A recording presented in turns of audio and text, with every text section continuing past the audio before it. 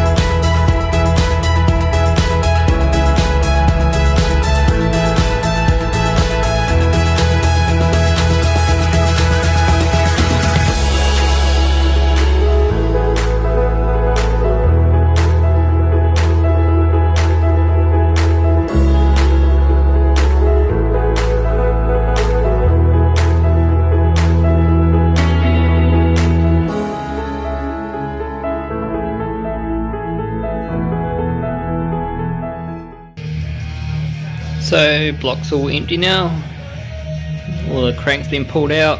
I've just cleaned it up with brake cleaner and degreaser, and just to try and get the bulk of the oil and everything out so it's clean. All the oil squirters are all pulled out. So basically the only thing that's left in this block is the piece where the oil filter screws into. Crank's all there. The journals look pretty good. Still go get them polished at the machine shop, and those are for holding the crank, the main bearings.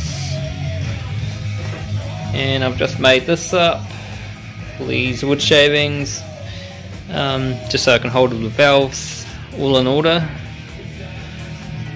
Yeah, I've just started pulling out the first vestige valves. Yeah, fun job. But yeah, but easier doing it like this than in the car, which I've done previously.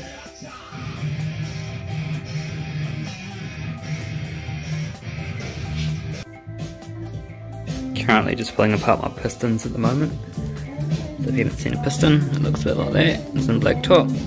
It's got these grooves all down them, so it's not looking too good. But I'm just pulling out these pins, which essentially looks like this, going through the middle. and then it has this pin here, like circlip sort of thing, just goes in the end. So just pop the part number 3rd piston out of the 4. I'm not doing them in order, as you can see, 1, 4, and then 3. So yeah, just putting the piston rings out as well. Not that I'm going to reuse these. I'm going to get some new pistons because of all the skirt wear. It's quite bad. Last and final piston and conrod all pulled apart. There we go, all laid out, all separated, all the piston rings. It's all scrapped now. Just pulled the block off the engine stand and getting all the stuff ready to go to the machine shop. I've got the pistons in there, even though they're pretty much toast. They can at least see the wear on them as to what's happening in the bores. Yeah, but before it goes in, I'm about to just take these little bits off around the oil drain there. There's another drain there, but that one's nice. There's no crap stuck to it. Same with that one, that's not too bad. Maybe just the middle ones, main centre ones.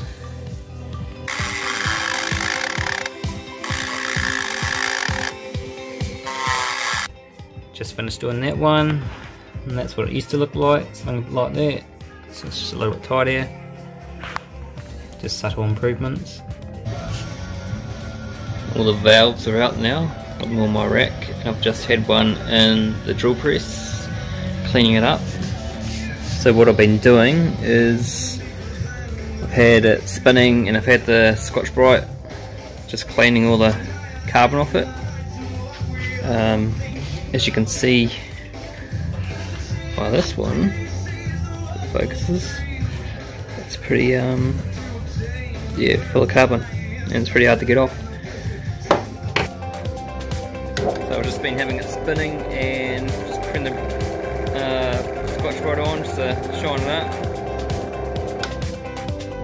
As you can see, it's as shiny as it's going to get. A little bit of pitting in there, but I'll seat the valves, it should be fine. And also have had this underneath to push down to get all the thick carbon underneath, because it's so hard to get off, stubborn and thick. Not this one. It's like a whole big layer over the top.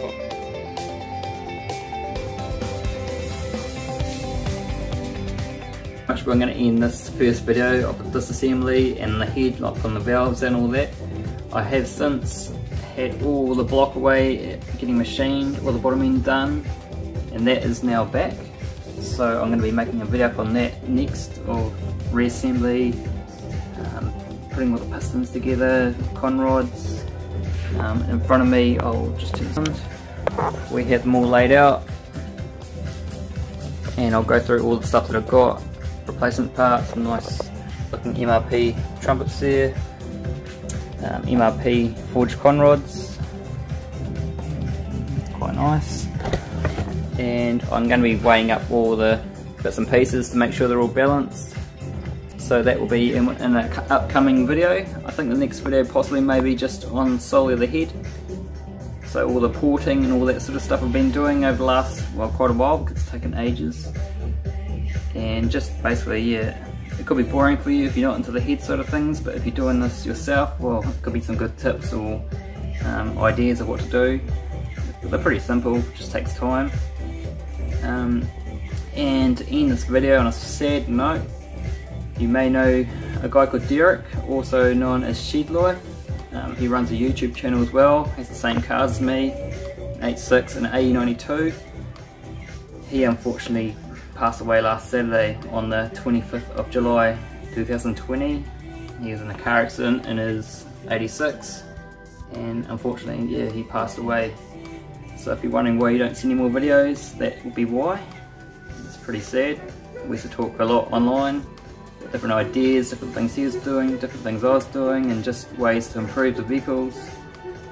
And yeah, every event we went to, he was always there, and we'd catch up and go for rides and all that sort of thing. Talk car talk for ages, about his turbo, cool turbo 86. So yeah, I'll end this video with a few bits of footage of his car, videos, pictures and all that sort of thing, just as a dedication to his love, his 86, and a bit of his life, I guess, or his main part of his life. So I'll end this video right now. Enjoy.